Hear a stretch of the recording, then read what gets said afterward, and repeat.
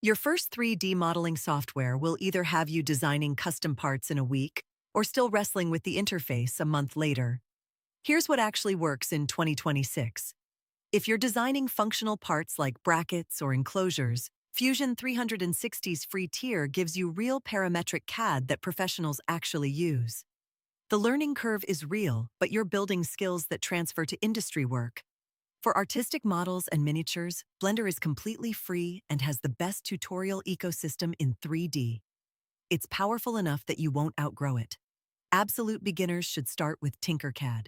It's browser-based, free, and I've watched complete novices design a custom phone stand in a single sitting. You'll hit a ceiling eventually, but you can't beat the 10-minute on-ramp. The pattern here is simple.